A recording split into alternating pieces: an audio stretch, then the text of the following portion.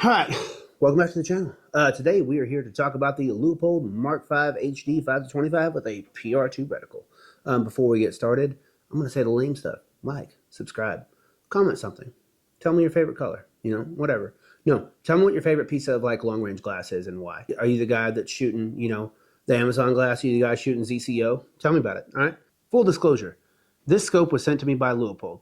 No expectations for a video review or anything like that were made. I simply wanted to make the video because I wanted to. Back to the channel. You guys like these quick videos, so let's get into it. Back. So, this is my Leupold Mark V HD 5-25. I chose this scope for my purposes for NRL Hunter. I had to be under 12 pounds with everything.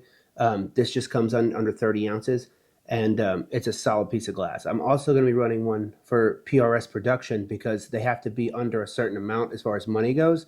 They don't take into account street price. Street price on a, so you'll see a lot of guys shoot, these Vortex 5-25, right? That's a 3-18, same size scope though, which is kind of weird. And a lot of guys run them because you can get them at a good price. It's the street price on those things, especially in forums, is great, but you can't run them in production because their MSRP is over $2,500. They sell for less online, but you got to go off MSRP. This guy right here is right at $2,100, non-illuminated, of course. Illumination does cost you more. For $2,100, what you're getting is, in my opinion, quite a lot. I shoot Night Force, I shoot Leupold and Vortex, Arkin, I shoot Accufires. I got a lot of stuff, and I say that to mean I'm not just I'm not a guy that just I'm not a one-trick pony. I'm not going to be like, this is what I use all the time for this, and it's because this company's the best. I like certain products from different companies. And I've come to really, really like this scope. I chose it out of necessity because it fit the bill for everything, and I knew Leupold was going to give me some good glass. It was going to be solid glass, clarity-wise, for finding targets in NRL, which is a big part of it. They definitely went above and beyond with this. 56mm objective, pulling in a lot of light into a 35mm tube. Yes, I said 35, not 34. And a lot of guys are used to 30s and 34s. This is a 35mm. Not quite as big as a ZCO 36, but big. It gathers a lot of light. Knob is super easy to use. Diopters in the rear, and it doesn't turn the entire backside of it like the Attacker does, which is the reason why I don't like the Attacker bigger scopes, because if you want to use a scope cam like I like to use here, then you have to basically set a magnification and use it that way the entire time. Pros, cons, what I like about it. Price is good for what you're getting, for sure. I love the tactile clicks. Listen to this.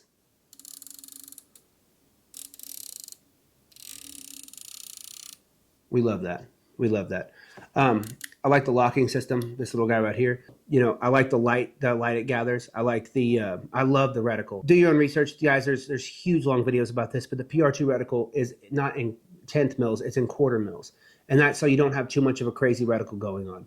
In competition, a lot of guys like to dial a whole bunch. I'm used to scope carbine, so I like to hold a lot for speed, but I'm starting to dial more as far as PRS goes, or I'm trying it out, but still, I like to have the tree for those holding only stages, but with quarter mil adjustments, you're getting a lot.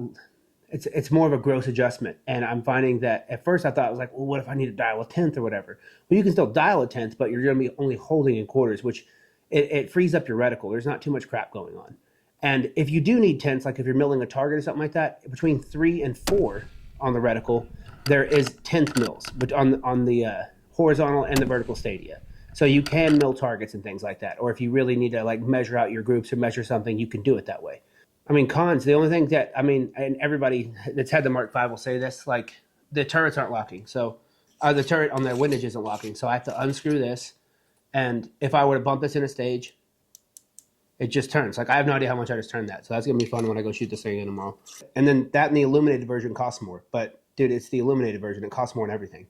But I can say for my bill, using something under the $2,500 price range, finding something that has great glass clarity and that's hardy, it's going to stand up time. A lot of guys, in my opinion, look at the wrong places to where to find out if gear is good or not. If you don't look at all the sponsored shooters and you go to just the guys, the mom and pop privateers of the PRS and NRL community, you'll see a lot of Leupold stuff. And That's big. You'll see this scope in particular is what I mean to say. You'll like, so if you see the mom and pop like privateer shooters in these sports, you'll see a lot of these pieces of glass because they're affordable, like compared to like ZCO and the Night Force and things like that. They're lighter and they work. Mark V HD, it's cool. Oh, obviously, it's a 5 to 25 guys with a reticle like this. It's gonna be it's first focal plane. Shoot first focal plane, guys. We're gonna have a video coming out soon about MOA versus mill, but you know, actually, what do you guys think? Let's do that. So mills versus MOA. Are there any holdouts? Are people still loving MOA for some reason? Tell me why. Why is MOA better than mills? Mills, guys. Why is mills better than MOA? This is a mill scope. I do enjoy shooting mills, but we'll get into that later. One thing about the red, so some guys complain about this, some guys don't. Focus on this, not me. There we go. So if you notice, you'll see a bottom line, a middle line, and a top line. And that is with your different numbers. So that tells you how much travel you have. This thing has a total of 35 mils. And a lot of scopes are just like 10, it's 10 per revolution. And so like when you get back to 10, you go to the next one, and that's 11. And then 12, so on and so forth. But you can get lost in the sauce that way, especially if you're dialing higher for the targets. And with this guy, it just lets you know where you're at. And if you don't like that, they have the competition reticle or the competition dial that has bigger numbers, which is pretty cool. But like I said, pros, it does everything I need it to. Cons, the windage isn't a locked windage turret, which I would like. But I don't really dial in anyways, if I'm being honest with you. That's just what other people don't like. So I really like this scope, guys. You're going to be seeing more and more of this thing this year, especially through NRL. But guys, let me know what you think. I'll talk to you guys later. Peace out. Kisses.